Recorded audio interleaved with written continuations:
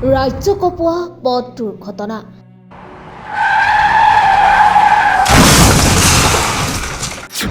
পুৱতি নিশা মহানগৰীৰ মদঘৰীয়াত শিহৰণকাৰী পথ দুৰ্ঘটনা।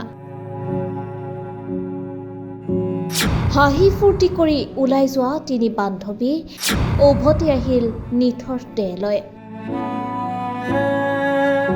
কেইটামান ছেকেণ্ডতে শেষ হৈ গ'ল তিনিটাকৈ জীৱন। থিতাতে প্ৰাণ হেৰুৱালে তিনিগৰাকীকৈ যুৱতীয়ে। শনিবাৰে নিশা গুৱাহাটীত সংঘটিত হয় এক ভয়ংকৰ পথ দুৰ্ঘটনা। এই দুৰ্ঘটনাত প্ৰাণ যায় তিনিগৰাকীকৈ যুৱতীৰ। গুৱাহাটীৰ মদঘৰীয়াৰ গেইট হস্পিটেলৰ সমীপত সংঘটিত হোৱা এই দুৰ্ঘটনাটোত নিহত তিনিগৰাকী যুৱতীৰ ভিতৰত এগৰাকী হৈছে পূজা সাহা আৰু আনগৰাকী হৈছে আকাংক্ষা শইকীয়া।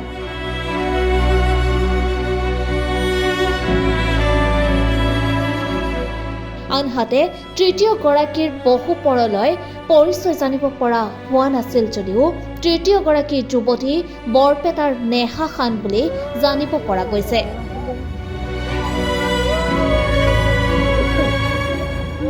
আকাংক্ষা শইকীয়া হৈছে গুৱাহাটীৰ ৰয়েল গ্ল'বেল বিশ্ববিদ্যালয়ৰ কৰ্মচাৰী।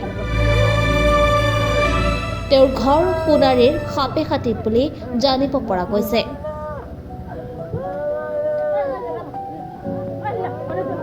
মদঘৰীয়া গেট হস্পিটেলৰ সন্মুখত ৰৈ থকা ট্ৰাক এখনত AS01 JP 0562 নম্বৰৰ বাহন এখনে প্ৰচণ্ড জোৰত খুন্দা মৰাত এই ঘটনা সংঘটিত হয়।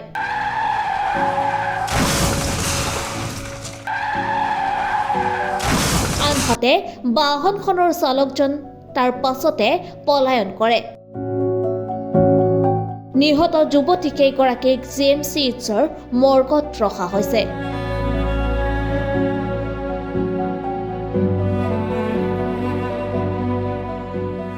News desk report ৰিপাব্লিকেনি।